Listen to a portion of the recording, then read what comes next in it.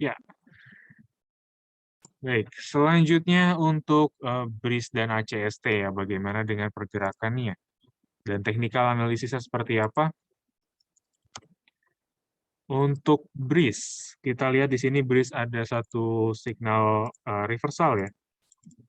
Stokastik juga cukup mendukung adanya reversal saat ini. Tapi yang perlu kita perhatikan adalah seberapa jauh BRIS ini bisa menguat.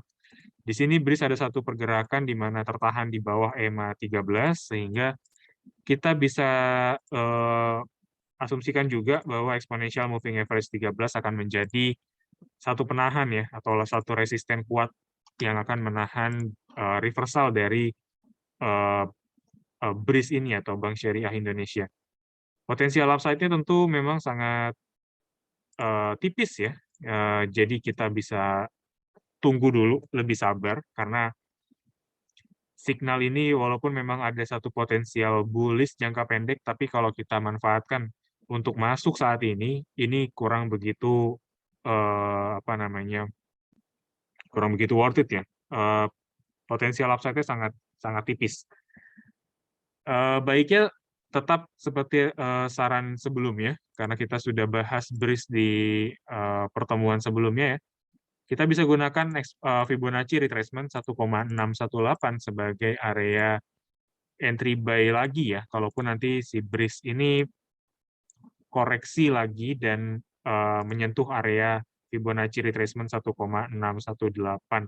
Ini bertepatan juga, kalau kita sudah bahas kemarin, bertepatan dengan klasik support yang dimiliki oleh BRIS. Kalau kita bisa zoom out, ini adalah support klasik terdalam di tahun ini ya, terendah di tahun ini untuk BRIS, dan ini bertepatan dengan Fibonacci retracement 1,618. Jadi bisa kita tunggu area 1715 untuk entry buy kembali.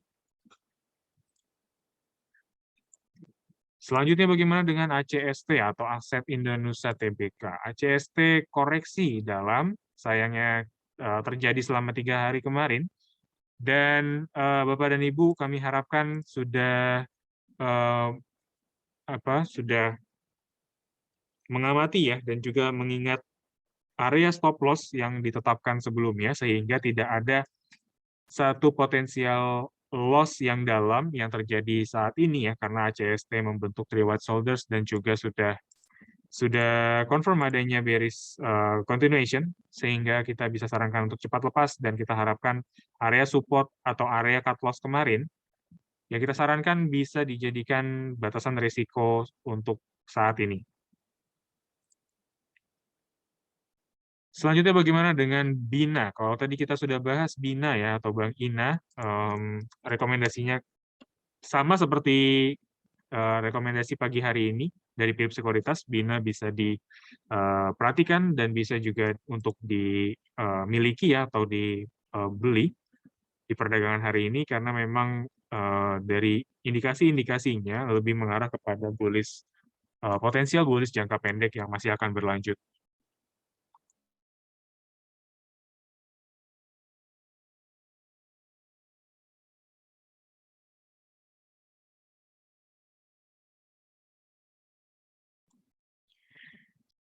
Jadi dengan itu kami sarankan bisa kembali perhatikan rekomendasi kita pagi hari ini dengan area entry buy dan juga taking profit serta cut loss yang kita sudah tetapkan. Selamat pagi untuk MLPN dan juga MAIN seperti apa?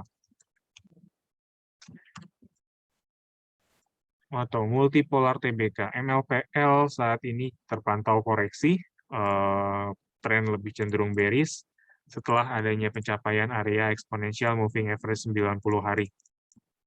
Oke, ini seperti ini MLPL. Kita bisa lihat untuk MLPL kayaknya untuk kedepannya masih ada potensi untuk bearish ya, dan saat ini exponential moving average 24 dan 13 menjadi area support penahannya untuk MLPL. Kami rasa MLPL di perdagangan kedepannya atau di seminggu ini masih akan cenderung koreksi, dan potensinya MLPL masih akan kembali menguji area support dynamic dan masih memiliki potensi yang besar untuk breakout sedikit di bawah support dynamicnya. Karena kalau kita lihat di sini ada historical pergerakan yang sama seperti saat ini ya, MLPL tembus atau mencapai area EMA 90, kemudian harga kembali koreksi. Kalau kita bisa lihat koreksinya akan sedalam apa, kita bisa tarik Fibonacci retracement untuk perhitungannya. Di sini ada 0,786 Fibonacci retracement, di mana harga saat itu rebound, tepat di kisaran 0,786. Kalau bisa kita gunakan lagi asumsi tersebut untuk target harga selanjutnya, seharusnya 364 ya, kalau berarti fraksinya. 0,786 bisa kita gunakan lagi, berarti di kisaran 364 untuk entry buy-nya. Dan perhatikan ya, kalaupun ada satu bullish candle atau reversal atau rebound, ini baru kita bisa eksekusi beli ya di kisaran 364. Tetap harus ada konfirmasi dari candle-nya.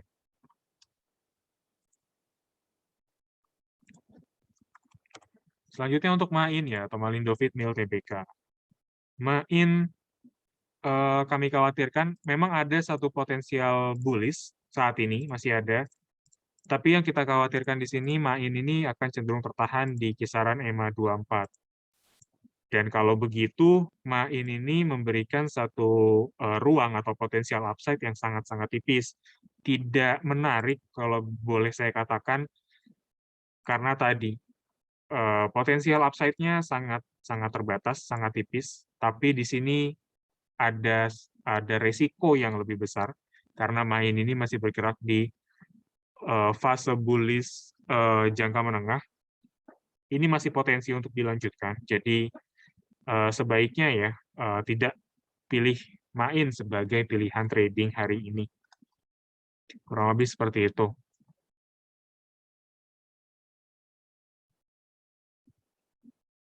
Selanjutnya untuk Arto ya. Oke, sebelumnya mungkin kita bisa bahas BBHI karena di atas ada satu pertanyaan yang belum dijawab. Ternyata ada BBHI atau Alobang Indonesia. BBHI saat ini dari pergerakan jangka pendek kurang begitu menarik ya, karena pergerakannya juga kembali tembus di bawah EMA 24. Kita belum bisa rekomendasikan untuk beli karena kalaupun ada penembusan di area moving average eksponensial baru kita bisa rekomendasikan untuk beli ya, karena itu sudah confirm, bisa dikatakan confirm adanya bullish trend jangka pendek. Stokastik memang cukup bagus. Adanya pergerakan golden cross di area oversold, ditambah memang dari beberapa candle bearish, dari volume perdagangannya memang tidak setinggi ketika BBHI ini diakumulasi. Jadi bisa kita asumsikan bahwa tidak semua investor ataupun para pelaku pasar di BBHI yang kemarin buy dengan tingkat volume perdagangan yang tinggi saat ini sudah keluar. Jadi masih ada sepertinya yang kemarin akumulasi beli. Jadi ini baiknya kita pastikan dulu adanya penembusan di atas EMA 24 dan 13. Setelah itu kita bisa manfaatkan untuk beli ya BBHI.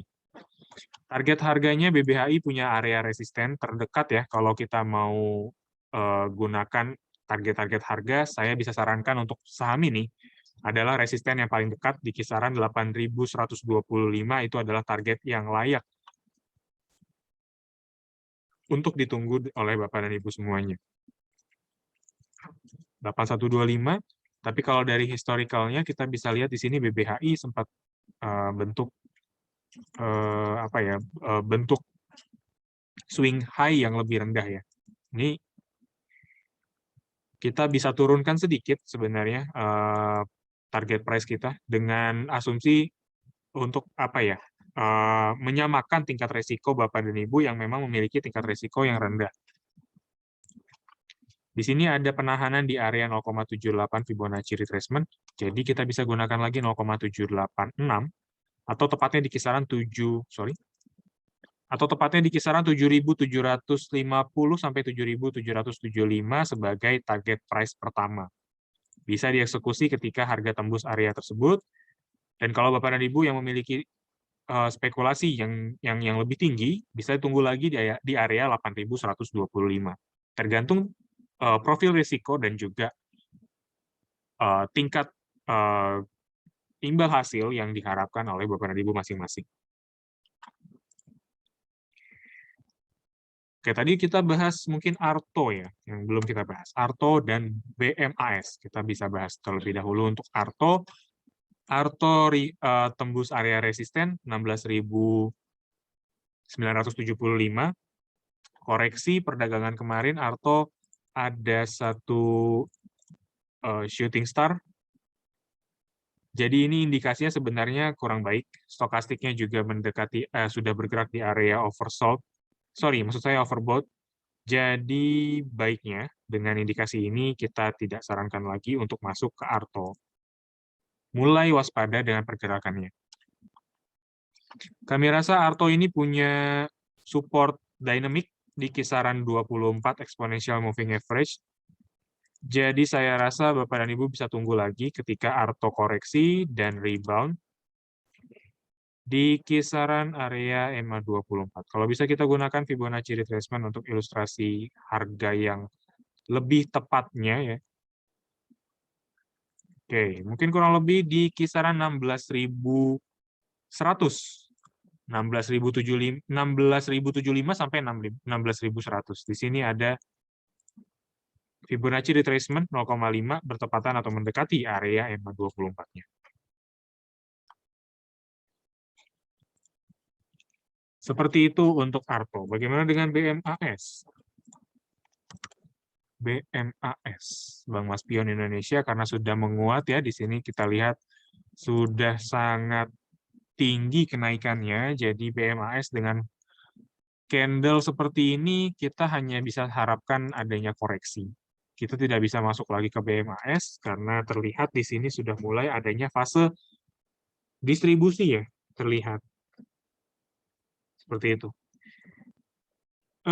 Tapi mungkin dari volume, rekap volume perdagangan dari BMAS, ketika ada candle bullish, volume perdagangan memang sangat tinggi, sangat bisa dikatakan tinggi ya dibandingkan rata-ratanya. Kemudian dari candle bearish, kita bisa samakan dulu ya untuk kotaknya. Di sini ada candle bearish, 2 candle bearish. Di sini juga kita bisa samakan adanya volume.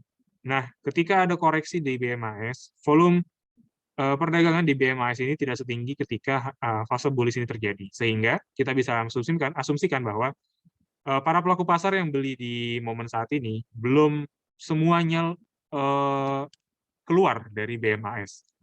Koreksi ini bisa kita katakan sebagai koreksi yang sesaat, tapi untuk jaga-jaganya, Bapak dan Ibu tunggu dulu adanya konfirmasi dari keberlanjutan bullish-nya. Di sini juga sama, belum keluar ya, terpantau belum keluar dari momen bullish-nya sebelumnya. Area yang bisa dipantau oleh Bapak dan Ibu ya, kalau bisa kita gunakan Fibonacci retracement dan kita kembali melihat dari indikasi teknikalnya, sebenarnya memang ini cukup hampir mendekati ya. 2020 sampai area 1850. Itu 2 area support yang akan dijadikan support ke depan ya oleh BMAS. Perhatikan 2 level tersebut, kalaupun memang ada bullish candle ataupun satu indikasi dari volume, indikator volume, bisa kita manfaatkan lagi untuk beli lagi BMAS. Tingkat risikonya tentu sangat tinggi dengan pergerakannya yang terjadi 2 minggu terakhir ini sangat-sangat fluktuatif ya dan sangat tinggi tingkat volatilitasnya, sehingga risikonya bisa kita kategorikan sebagai tingkat risiko yang sangat tinggi.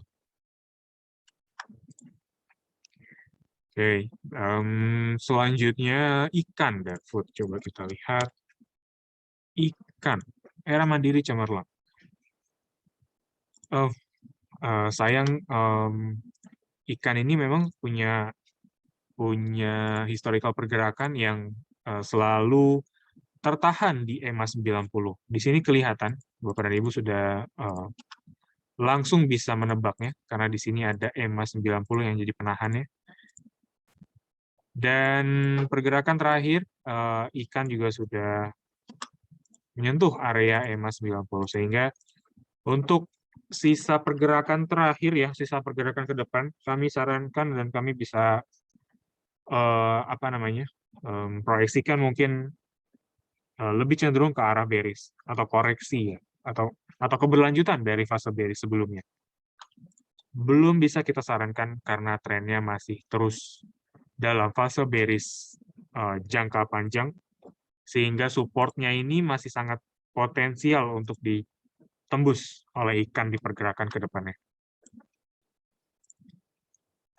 Selanjutnya untuk food atau Sentra Food Indonesia Tbk. Pergerakannya hari ini pun juga kita belum bisa pastikan bullish kah atau tidak, karena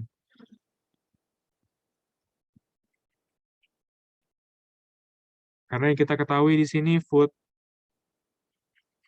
memang sudah bergerak di atas EMA 13 dan 24, dan stokastik juga sudah golden cross walaupun di area neutral. Dua indikasi ini lebih mengarahkan kepada fase bullish untuk hari ini. Tapi yang perlu kita cermati adalah ruang pergerakannya ya. Kalau food di sini ada resisten terdekat ada di kisaran 133 ya.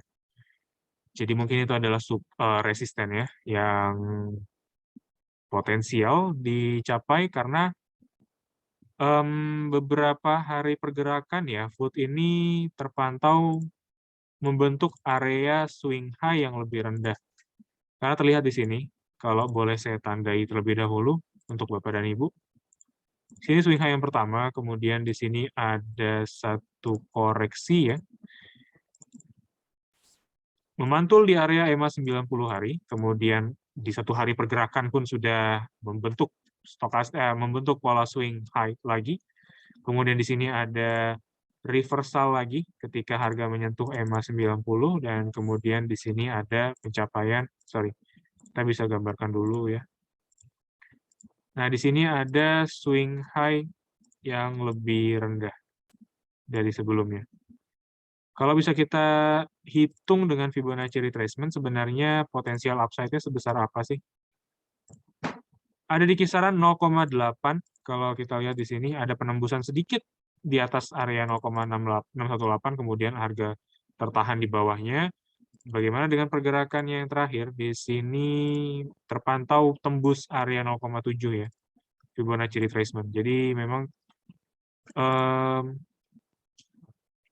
tidak ada pengulangan ya yang di area yang sama, tapi dengan rebound yang sudah terjadi di minggu kemarin ya, mendekati area EMA 90, saya rasa dengan formasi swing high yang lebih rendah, kami khawatirkan penguatan yang sudah terjadi di food ini cenderung akan tertahan. Ada ya mungkin kurang lebih di bawah area resistennya. Resistennya 133, mungkin di bawahnya sudah mulai tertahan atau mulai terbatasi. Itu yang kita khawatirkan pergerakannya ke depan. Selanjutnya tebik dan TOWR, teknikal mana yang lebih bagus untuk masuk? Di antara tebik dan tower, mana yang layak untuk entry buy? Tebik saat ini punya, yang pertama ya, keunggulan dari tebik, dia punya fase ini masih bullish. Dia punya fase masih bullish, dan kalau kita lihat di sini, low-nya 2690. Oke, kemarin koreksinya sampai mana? 0,5 Fibonacci retracement rasio. Bagaimana dengan pergerakannya yang saat ini? Terbentuk 2.900. Tepat di kisaran 0,618 ya. Karena Fibonacci retracement itu biasa menggunakan 0,5 sampai 0,618 sebagai asumsi pembalikan arah. Jadi di sini dia menggunakan 0,5 sampai 0,618 rasio Fibonacci sebagai area pemantulan. Tapi kita lihat juga di sini tebik nampaknya tertahan ya. Masih belum bisa melanjutkan bullish trend-nya karena di sini memang ada signal bullish signal reversal beberapa kali candle, tapi dilanjutkan dengan fase koreksi kembali. Sepertinya tebik ini masih belum bisa memastikan adanya bullish continuation jangka pendek.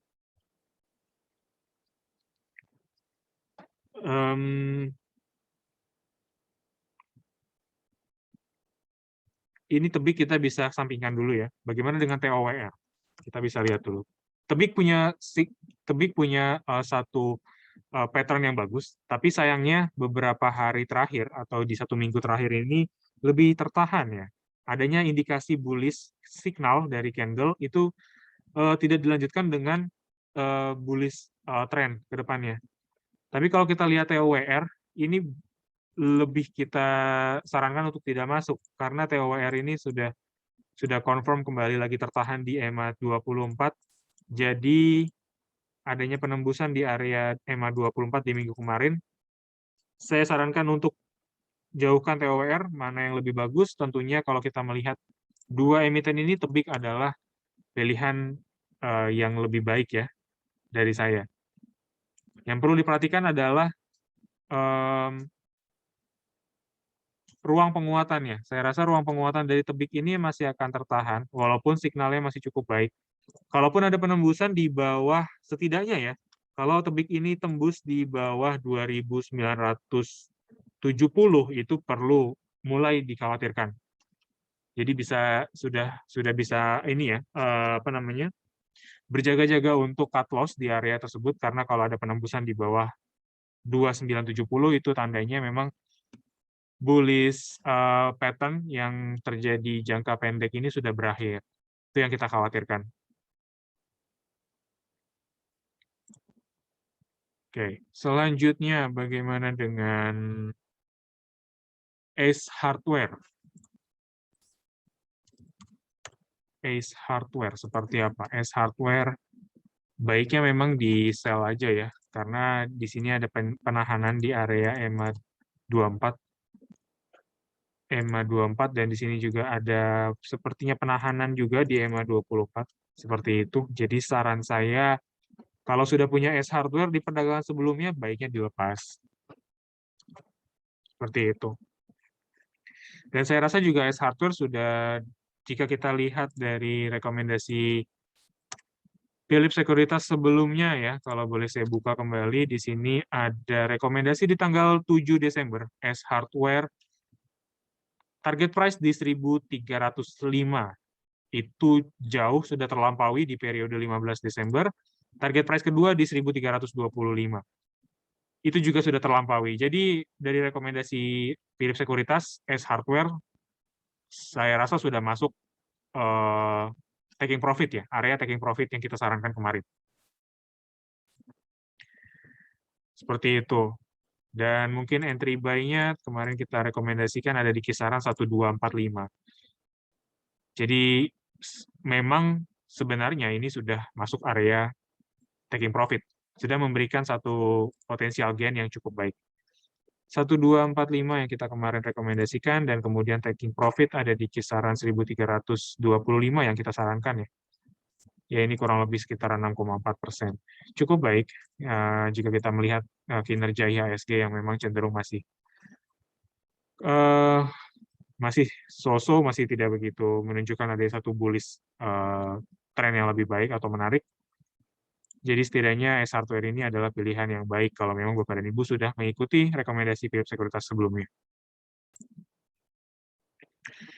Oke, mungkin itu seperti gambaran untuk S Hardware. Selamat pagi. Selanjutnya untuk BBCA dan juga Bukalapak. Kalau BRIS tadi kita sudah bahas sebelumnya ya, dan semoga sudah menjawab pertanyaan Bapak dan Ibu juga. BBCA bagaimana dengan pergerakannya? Makin ke sini makin sideways. BBCA makin tipis pergerakannya atau ruangnya, terlihat dari candle-nya juga kembali range pergerakannya makin tipis ya. Ini sideways-nya kita mulai khawatirkan karena sideways ini saya pribadi tidak bisa memastikan untuk ruang ataupun tren pergerakan selanjutnya. Jadi kalau saya dihadapkan dengan pola seperti ini atau ketika saya menjadi trader, saya jauhkan BBCA jujur, karena di sini sideways-nya kita benar-benar nggak bisa rekomendasikan ataupun proyeksikan pergerakan ke depannya. Kalaupun memang ada ruang pergerakannya akan sangat tipis dan itu tentu kurang menarik. Kalau Bapak dan Ibu ingin masuk ke BBCA, ruang penguatannya saya rasa ya di sini BBCA punya area swing high yang terus landai. Di sini swing high, boleh saya tandai dulu, swing high-nya terus landai. Nah, kami khawatirkan di sini nanti ada pencapaian lagi swing high, level swing high, tapi lebih rendah lagi. Nah, kalau begitu, saya rasa potensial upside untuk BBCA itu ada di kisaran 7.450.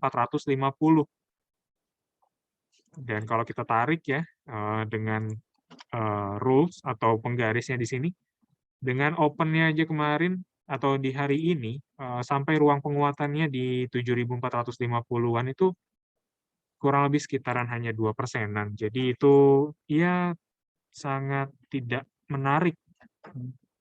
Sebaliknya Bapak dan Ibu bisa perhatikan saham-saham lain yang memiliki potensial upside yang lebih menarik dibandingkan BBCA. Kurang lebih seperti itu. Untuk trading ya, tapi untuk investing, saya rasa BBCA sudah bisa juga mulai cicil beli, karena memang proyeksinya untuk jangka panjang ya.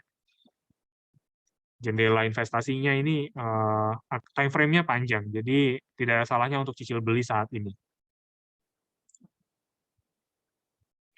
Bukalapak tadi ya, tadi sudah kita mau bahas ya. Bukalapak juga sepertinya masih akan melanjutkan tren bearish-nya.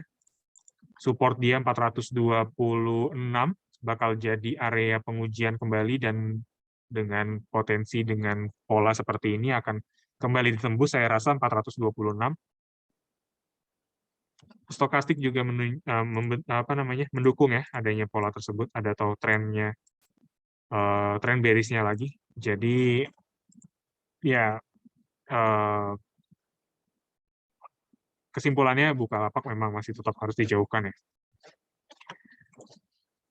Oke, lanjut emiten perbankan lainnya, BMRI dan BBYB.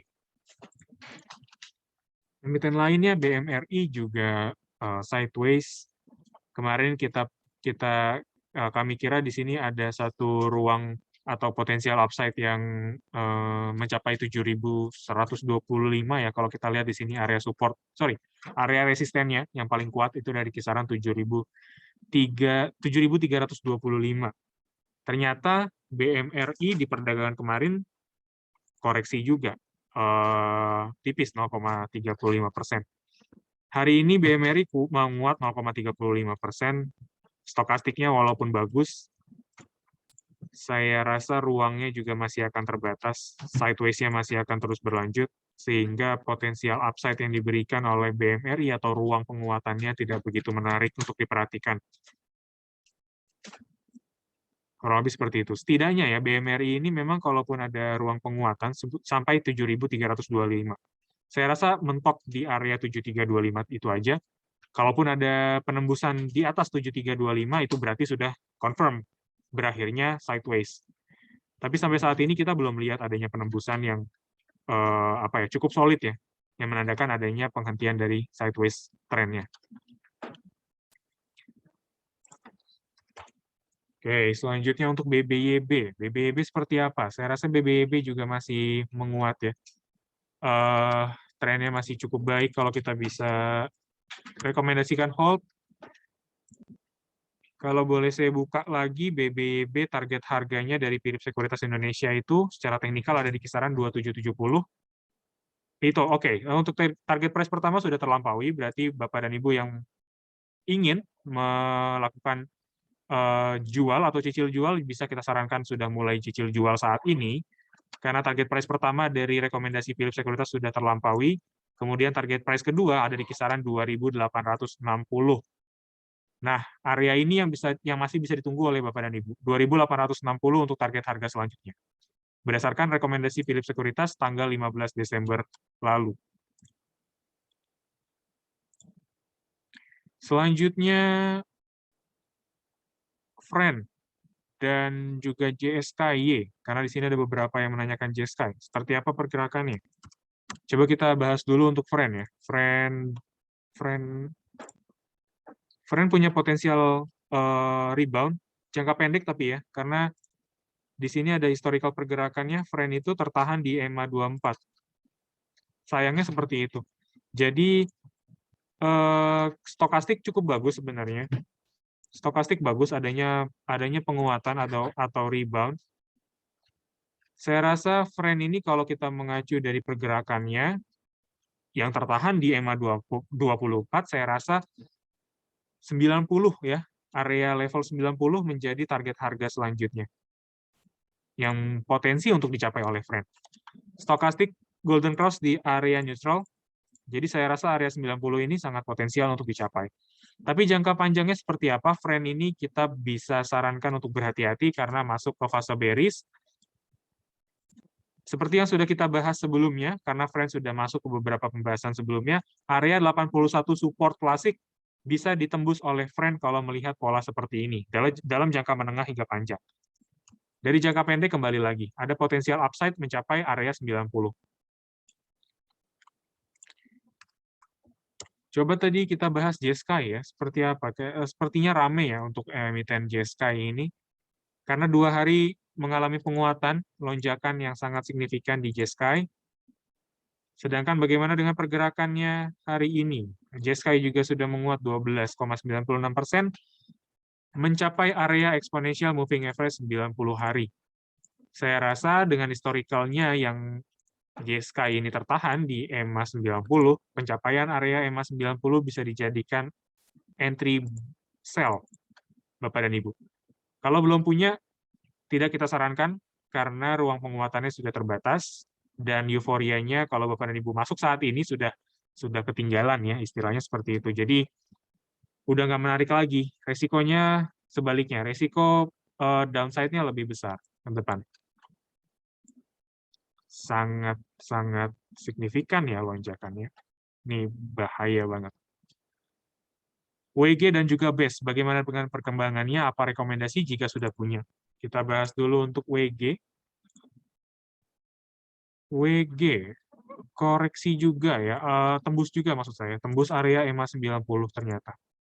Di sini ada satu doji dragonfly yang kita anggap kemarin juga dalam watchlist ya, yang saya miliki pribadi.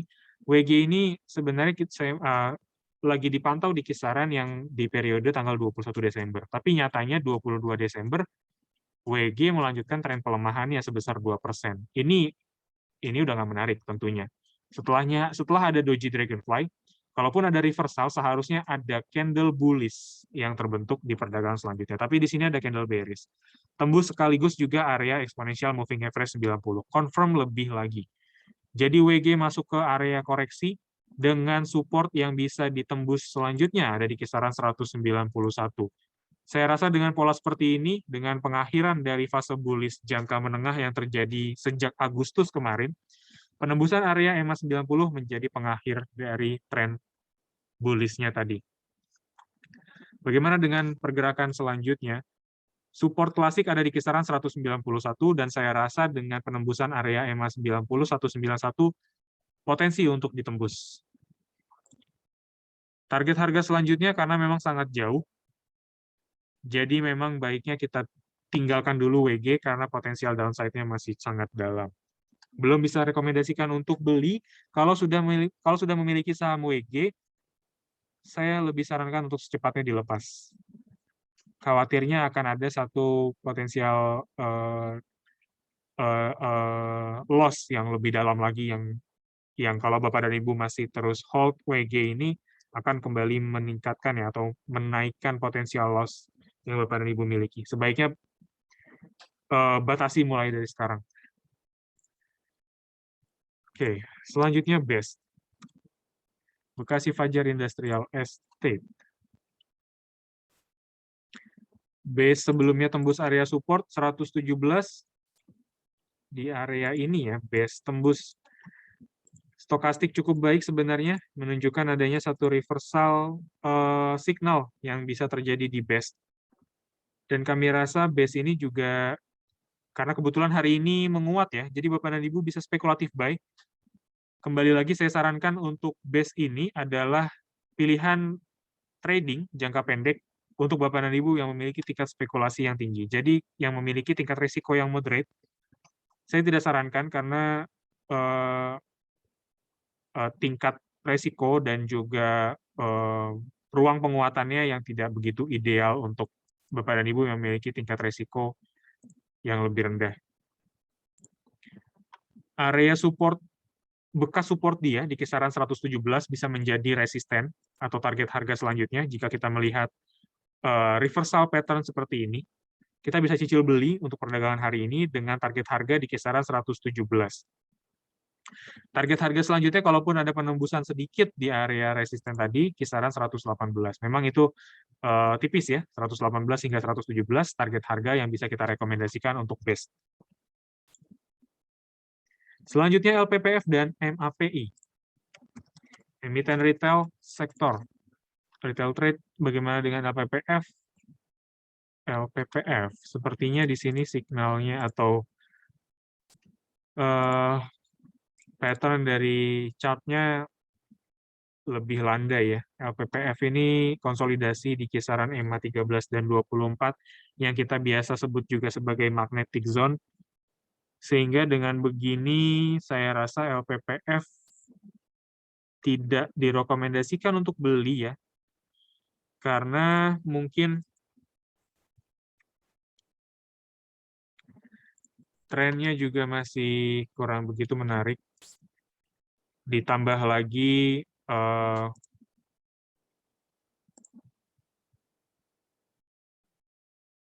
kalau mungkin mengikuti rekomendasi dari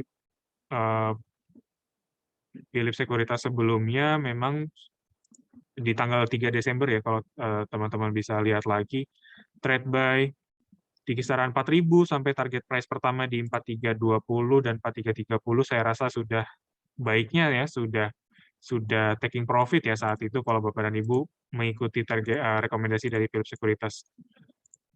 Sudah menguat di 4.400 di periode 10 Desember, itu artinya Philips Sekuritas rekomendasinya juga sudah berakhir, jadi kita sudah rekomendasikan untuk taking profit saat itu, dan untuk periode terakhir saat ini, LPPF belum kita rekomendasikan kembali untuk buy.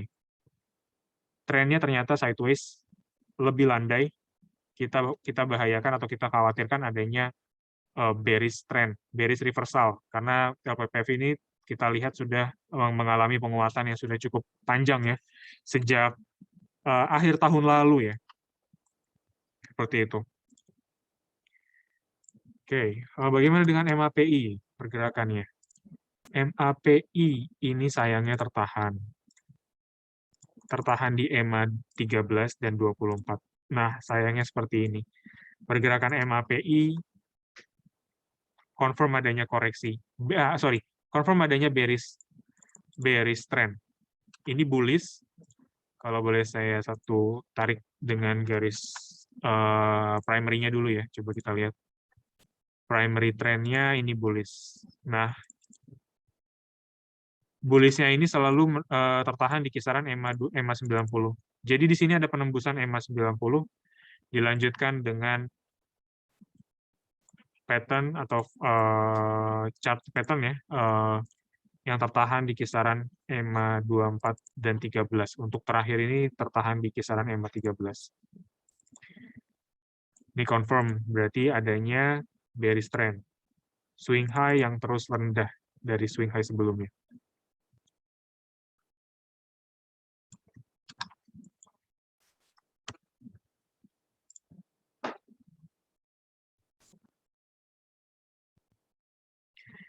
Ya, baiknya dijauhkan ya MAPI, dan tidak layak lagi untuk masuk atau diperhatikan. Support dia tentunya ada di kisaran, support dia ada di kisaran 690 yang kita rasa juga masih potensi untuk di breakout lagi ke depannya. Kalau kita lihat dengan tren seperti ini, kita bisa asumsikan target harga selanjutnya untuk MAPI ada di kisaran 655. Bisa ditunggu, kalaupun nanti di kisaran 655 ada satu reversal signal. Kita bisa manfaatkan lagi untuk trading jangka pendek. Seperti itu. Astra International sudah menarik buat masukkah atau belum? kita bahas dulu Astra International. Bisa masuk atau enggak? Saya rasa jangan dulu. Di sini ada bearish candle lagi yang lebih dominan, menunjukkan adanya harga yang tertahan di bawah EMA 13. Belum kita sarankan dulu ya untuk masuk atau belum, karena dengan penahanan area ini, swing high-nya terus tertahan ya, terus menunjukkan adanya penurunan. Saya khawatirkan area support-nya di kisaran 5.600 akan ditembus. Nah, ini khawatirnya ya. Mulai landai, kemudian ada penembusan di area 5.600. Belum kita sarankan. Nanti kita bisa lihat dulu apakah bisa breakout di atas EMA 24. Kalau ada bisa kita mulai asumsikan untuk beli. Kalau sebaliknya kalau ada penembusan di bawah 5.600, tentu sudah kita rekomendasikan sudah untuk menjauh dari Astra International ini ya. Kurang lebih seperti itu. Oke, selanjutnya IPCC. IPCC ya, kendaraan terminal TBK. IPCC koreksi, masih bearish. Dua supportnya sudah ditembus. Rekomendasinya seperti apa? Baiknya kita perhatikan dulu. Oke, sebenarnya di perdagangan terakhir ini ya, di perdagangan hari ini memang IPCC mendekati area Fibonacci retracement 1,618, 490 sampai 495. 494 ya, fraksi harganya ya. 494 lebih tepatnya. Ini bisa kita perhatikan dulu, IPCC masih bearish, waspada karena ada keberlanjutan dari bearish trend-nya jangka pendek. Tapi di sini kalau ada rebound, reversal di kisaran 494, ini cukup menarik. Kita bisa perhatikan bullish candle yang terbentuk, kemudian di perdagangan selanjutnya seperti apa. Perlu waspada ya, perlu berhati-hati di pergerakan dari IPCC ini. Seperti itu. Selanjutnya untuk Excel dan TLKM. Kita sebelum ke ISAT, karena sudah banyak yang menanyakan ya, sudah turun banyak, sudah bisa masuk atau belum, kita bisa bahas dulu untuk emiten provider lain seperti Excel dan juga TLKM. Excel kami rasa masih dalam fase bullish-nya, dan koreksi yang terjadi saat ini masih kita anggap sebagai koreksi yang wajar. Kita perhatikan dulu di sini. Baik, nah di sini Excel saat ini ya mendekati area Fibonacci retracement 0,5, 3050 ya kalau kita lihat di sini support dynamic dari Fibonacci retracement. Nah, mungkin dua support penunjang 3050 sampai area 3000 itu adalah dua level supportnya. Kalaupun ada penembusan di bawahnya, perlu kita mulai waspada dulu. Walaupun di level lebih di bawahnya lagi ada exponential moving average 90 hari yang secara historical menjadi penahan dari pergerakan Excel. Masih menjadi dynamic support kuat ya, exponential moving average 90 harinya. Seperti itu. Masih ada potensi. Untuk koreksi saat ini bisa dimanfaatkan untuk buy on weakness atau untuk Bapak dan Ibu yang belum memiliki saham Excel, bisa cicil beli lagi dengan momen koreksi yang terjadi saat ini.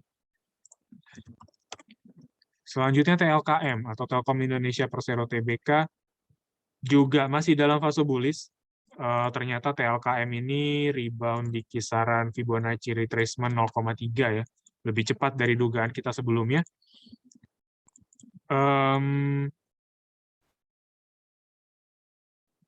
Oke, jadi kalau melihat tren seperti ini dan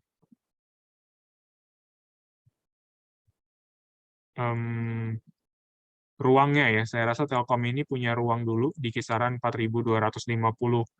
Itu adalah ruang resisten yang potensial dicapai oleh Telkom ke depannya dan masih berpotensi besar ya untuk dicapai. Mungkin itu dulu, karena kalau di pembahasan kita sebelumnya kita sudah sempat bahas ya, 4.500 adalah area resisten yang dimiliki oleh Telkom dalam jangka pendek. 4.500 adalah area resisten kuat, saya rasa.